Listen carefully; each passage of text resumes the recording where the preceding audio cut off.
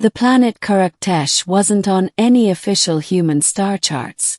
That alone should have told Corporal Elias Rook to keep his boots off it. But supply lines had snapped during the Zarnan siege, and the desperate survivors aboard the UHS Silverhowl were scouring for habitable land and fresh water. A scan indicated breathable air, non-toxic flora, and no known hostiles. Elias volunteered to check the jungle perimeter after their emergency landing. Big mistake. The moment his boots hit the spongy red soil, the sky darkened. Not from weather, but from dozens of winged, armor-clad figures dropping through the canopy like fanged valkyries. They wore bone-wrought helms and glistening fur pelts, all towering over Elias with curved weapons drawn. At their center stood the largest among them, over 7 feet of muscle, claws, and presence. Her golden mane flowed down her back, braided with beads of jade and metal. Her eyes, slitted like a lioness, narrowed on him. "You tread upon the sacred cradle, alien," she growled in accented standard galactic. "State your challenge." "Challenge?" Elias blinked. "I was just checking for." But the circle tightened. Spears angled toward him. A ceremonial drum pounded in the distance. The queen stepped forward, and Elias realized she wasn't just a warrior. She was revered, painted in war ink and ceremonial scars that glowed faintly. "By tradition," she announced, "any outsider who steps alone into the cradle and locks eyes with the queen invokes the right of trial. You've challenged me, human, to the throne." "I what?" The tribe roared, not in anger, but excitement. A challenge hadn't occurred in decades. Elias swallowed hard. He had unknowingly declared war on the most powerful warrior of the Varkari beast clans. And there was no backing out. Middle. Elias was stripped of his rifle and armor, left in utility fatigues as the Varkari guided him to the ceremonial pit. It wasn't a crude cage but an elegant stone-ringed arena surrounded by waterfalls and vines, where past rulers had once shed blood to defend their honor. To his left, elders sat high above in throne-like perches, watching with gleaming predatory eyes. To his right, young warriors clutched claws and blades, already betting on how long the fragile off-worlder would last.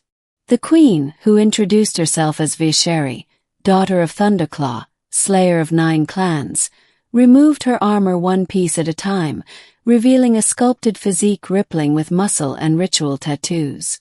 Despite the looming danger, Elias couldn't deny a part of him was impressed. Maybe too impressed because Visheri caught his gaze and smirked. "Your blood sings strangely, human," she said, cracking her knuckles. "I hope your spirit matches it."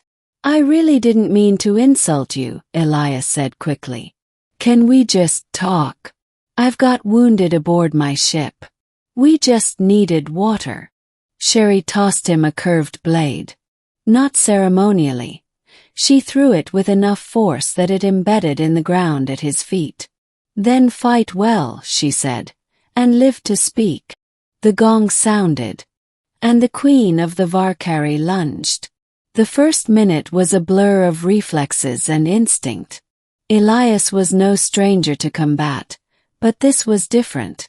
Visheri moved like a force of nature, her claws flashing, her muscles coiling with every strike. He dodged and deflected, barely keeping pace. She wasn't trying to kill him. Not immediately. She was testing him, which gave Elias time to do what humans do best.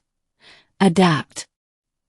He ducked under a claw swipe, rolled to the side, and used the environment. A loose vine, a slippery stone. Every element became a weapon. He struck low, using her momentum against her, tripping her just enough to draw a gasp from the watching crowd. The elders leaned forward. The warriors began to mutter. No outsider had lasted this long. Shuri rose with a grin. "So, not soft after all," she purred. She attacked again, faster this time. Their blades clashed. Sparks flew. He managed to nick her shoulder. She responded by shattering a boulder near his head with one fist. Elias realized something mid-fight. The challenge wasn't just physical. It was ritual, cultural.